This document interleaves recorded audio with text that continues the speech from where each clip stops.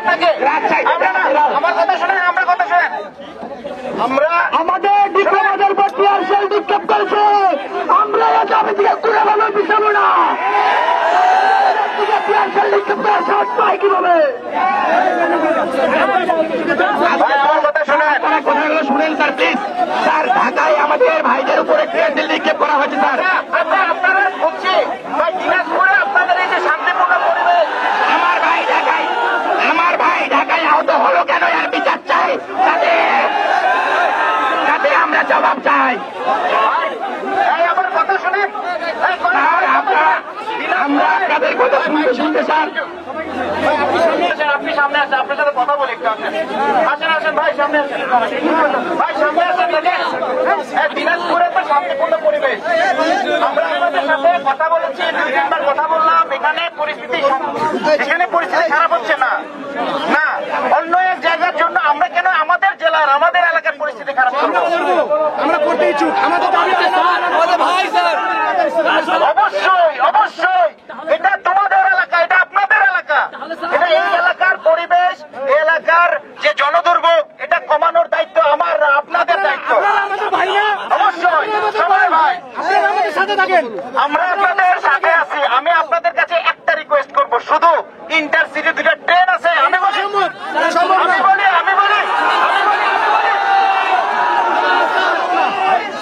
আমি বলি 24 পূর্ববর্তী সময়ে আন্দোলন হইতো এরকম করে, রাস্তাঘাট আটকে মানুষের জনদুর্ভোগ করে। আমরা বলতেছি আমরা বাংলাদেশ কি সেকেন্ড ভার্সনে আছি না, তাই না? এখনকার আন্দোলনের ভাষা তো এটা না, আমাদের টেকনিক্যাল ভাষা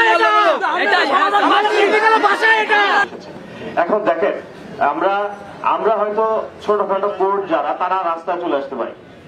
আমরা যারা ছোটখাটো কোর্ট, আমরা কোর্ট চালাই, তারা, আমি একটা কোর্ট চালাই ধরেন, আমি কিন্তু রাস্তায় চলে আসি। কিন্তু যারা যখন হাইকোর্টের কোনো বিষয় থাকে, আপনারা জানেন যে হাইকোর্টের বিষয়গুলোতে কিন্তু একেবারে এমন একটা, আপনারা বাংলাদেশের সিস্টেম জানেন যে এই ঢাকায় হাইকোর্টের নির্দিষ্ট জায়গায় যদি মুভমেন্ট না করা হয়, এই জিনিসের সমাধান কি সম্ভব হবে? কেউ কি সম্ভাবনা করতে পারবে? আমরা যদি এখানে 10 দিন বসে থাকি, হাইকোর্টে যে আবেদন করে সমাধান করতে হবে। হাইকোর্ট কখনো এখানে আসে নাই বাংলাদেশের ইতিহাসে, যদি আপনার খেয়াল করেন, কখনো এটা ঘটে। বড় ঘটনা ঘটেছে, তারপর হাইকোর্ট শেষ করি, তাই না? আমি বলছি যে হাইকোর্টকে আমরা সকলে সম্মান করি, সরকার বিচারালয়ের জায়গা, যে জায়গায় যথাযথ পদ্ধতিতে আবেদন করতে হয়, যেতে হয়, সলিউশন করতে হয়। 2 নম্বরে ছিল যে কারিকুলামটা আমরা কেন আপডেট করি নাই। এইটা একটা বড় ধরনের ব্যর্থতা বলতে পারবো, যারা আমরা জড়িত ছিলাম তারা, এটা আমাদের সাথে সকলের ব্যর্থতা। আমরা যারা শিক্ষক আছি, আমরা যারা শিক্ষার্থী আছি, আমরা যারা অ্যাডমিনিস্ট্রেটর আছি, সকলের ব্যর্থতা, কেন আমরা কারিকুলামটাকে আপডেট করতে পারি নাই। অথচ এটা চাইলেই কিন্তু আমরা 10 দিনে বসে সলিউশন করতে পারি। আমরা চাইলেই এটা সম্ভব কিনা? এটা সম্ভব। স্বাধীন করছি, আমরা স্বীকার করি নাকি? কিন্তু আমরা আবার স্বাধীন করছি। স্যার কিন্তু বললো 10 দিনের মধ্যে বসে সবকিছু সলিউশন করা সম্ভব। তাহলে কি সরকার আমাদেরকে বৈষম্য নজরে দেখতেছে? কি সরকার আমাদেরকে বৈষম্য নজরে দেখতেছে?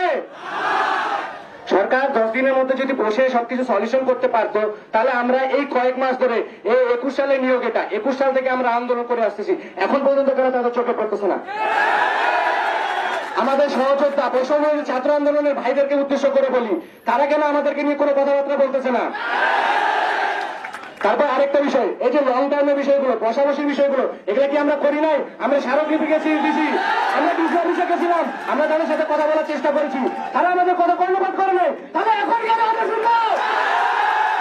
এখন শোনার সময়, এখন শোনার সময় না, এখন আন্দোলনে এত থাকার সময়। আমরা আমাদের দাবি আদায় না হওয়া পর্যন্ত মাঠ ছাড়তেছি না, ঠিক আছে? কথা ক্লিয়ার?